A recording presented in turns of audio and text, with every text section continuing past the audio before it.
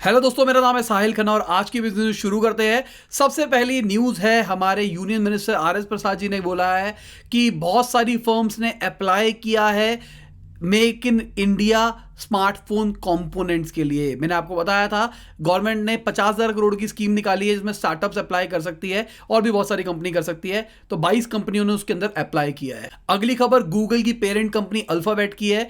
उनका रेवेन्यू पहली बार घटा है और बेसिकली अभी रिसेंटली बनी है अल्फाबेट। गूगल की पेरेंट कंपनी थी, इन्होंने रीस्ट्रक्चर किया, अपना बाप पहले बना दिया, मतलब पेरेंट कंपनी बनाई अल्फाबेट के नाम से और गूगल को उसके नीचे डाल दिया और भी जितनी स्टार्टअप्स थी वो सब के सब उसके नीचे डाल दी। तो लॉजिकली पहले से गूगल बहुत ही ज़्यादा प्रॉफिटेबल था, तो गूगल का सारा प्रॉफिट वहीं जा रहा था। तो अभी एड स्पेंड बहुत ज़्यादा कम हुआ, तो एड स्पेंड की वजह से गूगल के ऊपर भी रेवेन्यू के अंदर कमाई आई है। तो मैं डिजिटल मार्केटर हूँ, मेरे भी बहुत सारे क्लाइंट्स हैं, तो मैंने ऐसा देखा उन्होंने भी एड्स कम कर दी। बहुत सारे क्लाइंट्स तो अभी तक होल्ड के ऊपर है, क्योंकि बहुत सारे मेरे ऐसे क्लाइंट्स जो एफएमसीजी सेक्टर के अंदर थे, मतलब केक बेकरी वगैरह के अंदर थे, तो उनका भी प्रोडक्ट ऑनलाइन उतना ज़्यादा निकल नहीं रहा है। अगली खबर एप्पल की है।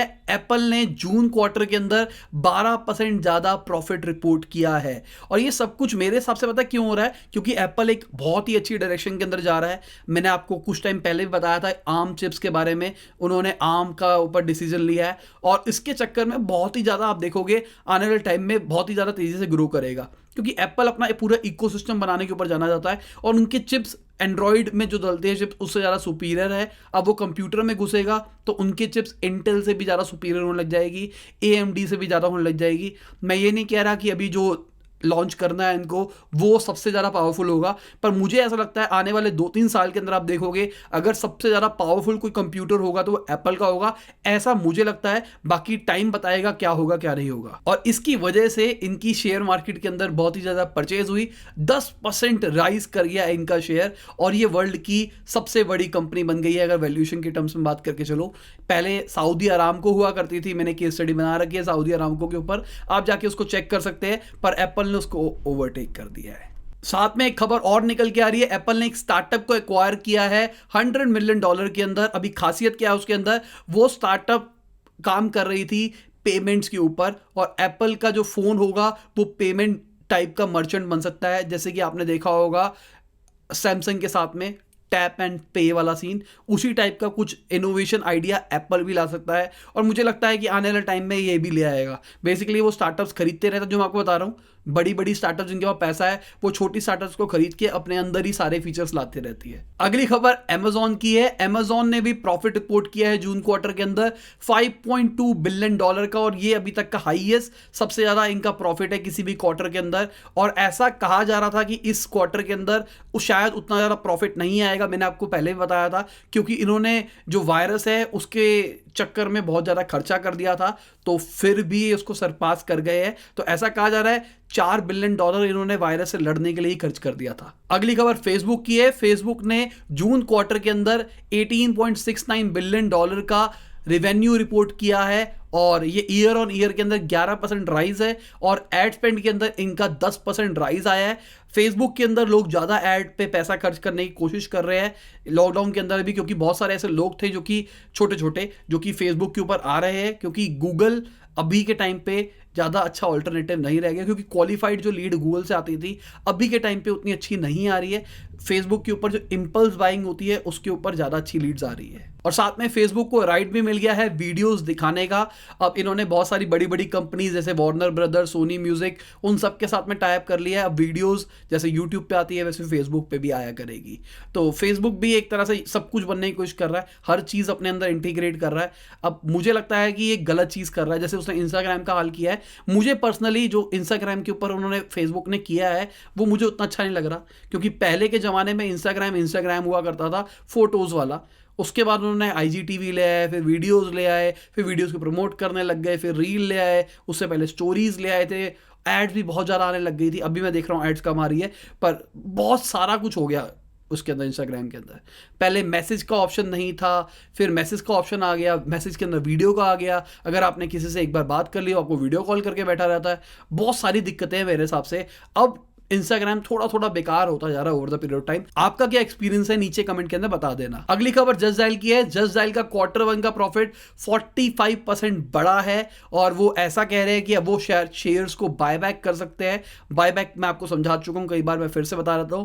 कंपनी के पास जब ज्यादा पैसा इकट्ठा हो जाता है और उनको लगता है पोटेंशियली हम फ्यूचर के अंदर और ज्यादा ग्रो कर सकते हैं, तो कंपनी क्या करती है, अपने एग्जिस्टिंग शेयर होल्डर से अपने शेयर्स को वापसी खरीद लेती है पैसे देके। तो बायबैक करती है, इसके चक्कर में उन कंपनी के पास में ज्यादा होल्डिंग आ जाती है। कल को कंपनी राइज करती है तो कंपनी को इनडायरेक्टली प्रॉफिट होता है। अगली खबर टिकटॉक की है। डोनाल्ड ट्रंप ने ऐसा कहा है वो शायद टिकटॉक को यूएस के अंदर बैन कर सकते हैं और ये बहुत बड़ी खबर है मेरे हिसाब से। इससे पहले वहां के सेनेटर ने कहा था कि टिकटॉक और जो वीडियो वाली ऐप है जूम, उसके ऊपर थोड़ा सा कुछ करना पड़ेगा क्योंकि वो कुछ ना कुछ गलत काम कर रहे हैं। और साथ में एक कंपनी है थ्रिलर करके, उन्होंने टिकटॉक के ऊपर केस किया है कि हमारी पेटेंट टेक्नोलॉजी को यूज कर रहे हैं। अब पता नहीं कि ये सिर्फ हवा क्रिएट करने के लिए हो रहा है या नहीं हो रहा, बाकी जो भी इसका अपडेट आएगा मैं आपको न्यूज में बता दूंगा। साथ में टिकटॉक इंडिया ने कहा है हमने कभी भी किसी भी यूजर का डेटा शेयर चाइना से नहीं किया है, ना हम फ्यूचर के अंदर करेंगे। अगर हमसे कहा भी गया तो मुझे पर्सनली लगता है अगर नहीं करोगे तो आप जो भी सीईओ वीओ जो भी होगा उसको हटा के दूसरा बंदा लगा देंगे, वो शेयर कर देगा।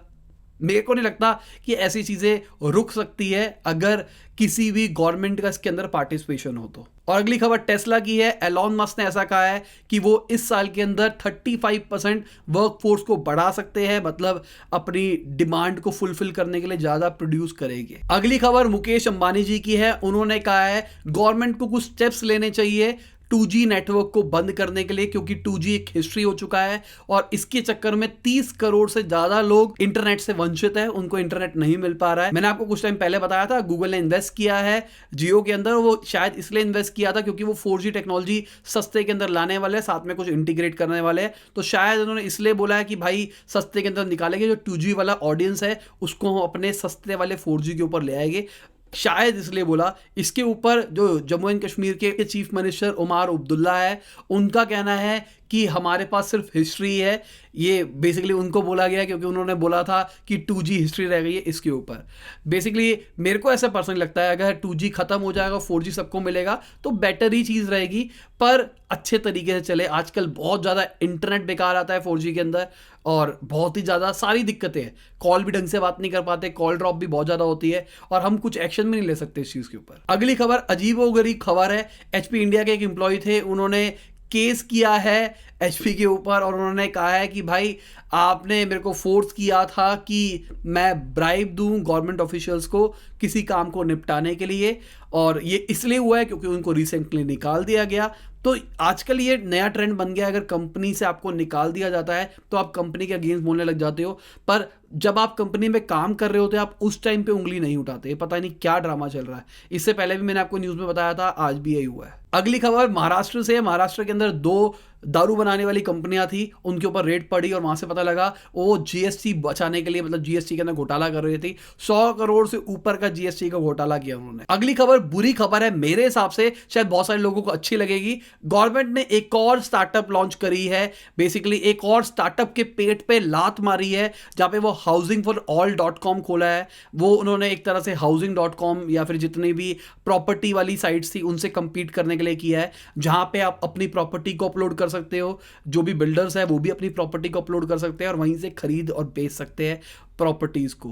हाँ, लोग अब ट्रस्ट ज़्यादा करेंगे क्योंकि वो गवर्नमेंट ओन्ड है और वहाँ पे सारी चीज़ें थोड़े लीगल वे के अंदर भी रहेगी। तो यार आजकल मैं देख रहा हूँ गवर्नमेंट सारी स्टार्टअप का पेट खा रही है, अपने खुद के स्टार्टअप्स निकाले जा रही है over the period of time. हाँ, ये चीज़ अच्छी है अगर हम देश के डेवलपमेंट के लिए देखें कि जैसे पुराने ज़माने में जो हमारी इकोनॉमी थी वो ऑयल सेंट्रिक थी, इन सब पे थी, तो अभी के टाइम पे गवर्नमेंट की ये सारी स्टार्टअप जो कंपनीज थी वो लॉस के अंदर चल रही है। BSNL की बात करके चल रहा हो, ऑयल वाली बात करके चल रहा हो, सारी की सारी बात करके चल रहा हो। तो उन्होंने क्या किया, उन्होंने ये सारी इकोनॉमी को डिजिटल के ऊपर ला गए हैं, क्योंकि डिजिटल के ऊपर ज़्यादा रिसोर्सेज नहीं लगने और बने बनाए स्टार्टअप्स है जिन्होंने पहले से ही मार्केट तैयार कर रखी है। अब आपको क्या करना है, आपको वही कॉपी पेस्ट मॉडल करना है और अपना काम शुरू कर देना है। आपके पास इक्विटी पहले से रहेगी, आपके पास नाम पहले से रहेगा, क्योंकि गवर्नमेंट ये काम कर रही है। स्टार्टअप को compete करना भी मुश्किल हो सकता है। अगर कल को लगे कोई स्टार्टअप टक्कर दे रही है तो कोई नया रूल ले और जिसके चक्कर में स्टार्टअप ग्रो ना कर पाए।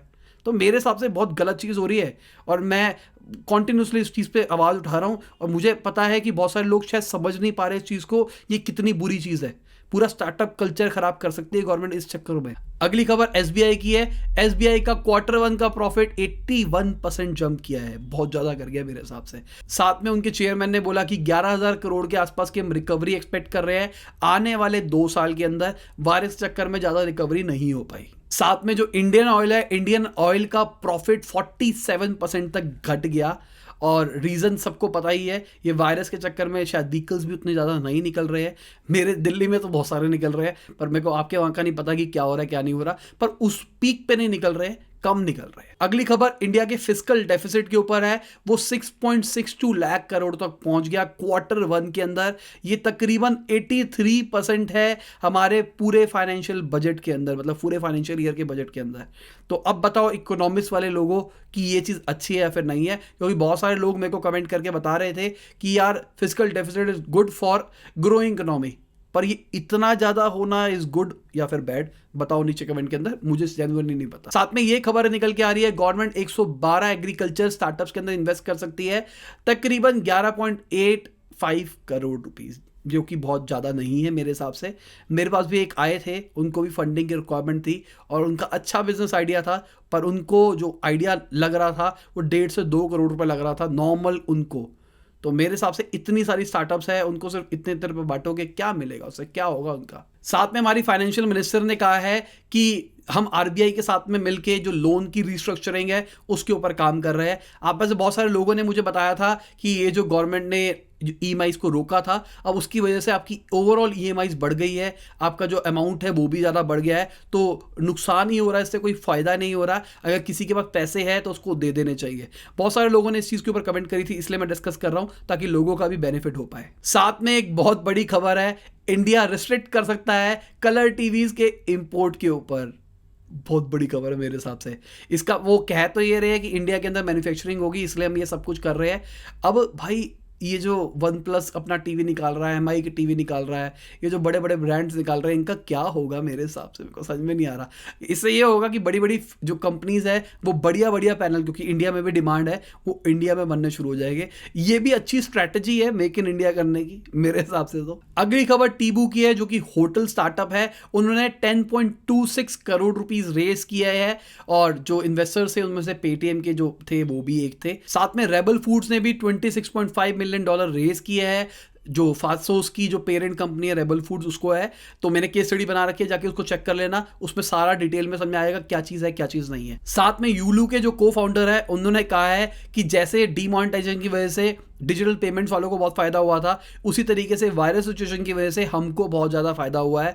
यूलू वो जो ई बाइक वाले काम करते हैं, अगर आपने यूज किया है तो नीचे कमेंट के अंदर बताना और अपना एक्सपीरियंस भी शेयर करना। अगली खबर ऊबर की है। ऊबर अपना जो सिंगापुर में हेडक्वार्टर है एशिया पैसिफिक का, उसको हांगकांग मूव कर सकता था, पर अब वो कह रहा है कि अभी हम रुक रहे हैं इस चीज के लिए। और सिंगापुर में रिसेशन चल रहा है, मैं आपको कई बार बता चुका हूं न्यूज के अंदर। तो इसी के साथ आज की न्यूज खत्म होती है। उम्मीद करता हूं मजा आया होगा। लाइक कर देना, शेयर कर देना, कमेंट में बताना वीडियो कैसी लगी। बाय, गुड नाइट, शबा खैर, खुदा हाफिज, गुड मॉर्निंग, गुड आफ्टरनून, जब भी आप वीडियो को देख रहे हैं। आजकल मुझे मजा आ रहा है बाय के बाद में मैं आपसे ऐसी नॉर्मल बातें करता हूं। तो जो हमारा सोशल मीडिया एंटरप्रेन्योरशिप के ऊपर जो कोर्स आना है, मैंने आज उसको सुबह से शाम तक शूट किया, मतलब सुबह से शाम तो नहीं कहूँगा, मैंने उसके ऊपर आज थोड़ा शूट किया, उसको एडिट भी किया है। तो 47 मिनट तक का कॉन्टेंट अभी बन चुका है और उसको मैं शेड्यूल कर दूंगा डे बाय डे। शायद 8-9 दिन का कॉन्टेंट अभी शूट हो चुका है, तो 50-55 वीडियोस आने वाली है। उम्मीद करता हूं उसको स्टार्टिंग से आप फॉलो करोगे और जो जो असाइनमेंट दूंगा उसको करोगे, तभी मजा आएगा, वरना मजा नहीं आएगा।